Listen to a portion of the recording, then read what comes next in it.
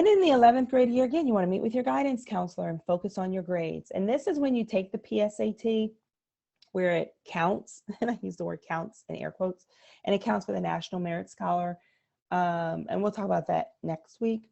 But this is when the heavy testing begins, typically. It depends on your courses, what you've taken, but this is for the most part. I mean, are there students who've taken the SAT in the 10th grade? Absolutely. But by the 11th grade, if you've planned your courses correctly, you should have gotten to the place where Algebra 2 is behind you, some things are behind you, and you're able to really prep and do well on the SAT and or the ACT. And we'll talk more about that next week. Also in your 11th grade year in the spring, you're taking your AP exams and or IB exam if you're in an IB program.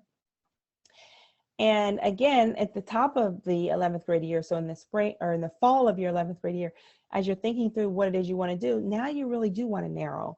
And you may have to look at what you've currently done, and some things may fall off, and that's okay. Again, you want to think about, why am I doing what I'm doing? And really, why does it matter to me? Continue to do college visits, whether it's in person or virtually, college fairs. And the other big thing, I think 11th grade year is such a big year. This is when you really want to start building your college list. By the spring, you really want to start thinking through, where do I want to go? What's the academic environment that's best for me? Do I want a large school or small school, or large class size, small class size? There's a difference. And we'll talk about some of that in a few weeks. But begin to build your list, focusing on the 4 fit factors: academic fit, personal fit, social fit, and financial fit.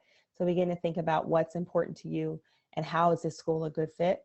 And that's going to make it so much easier when you step in to apply in your senior year. Also in your junior year, now you can apply for scholarships a little bit earlier, but by the 11th grade year, you should definitely start working on scholarships. And we'll talk about that in week 7. And then again, find or create summer opportunities. And then of course, continue saving for college. Like, that's always important.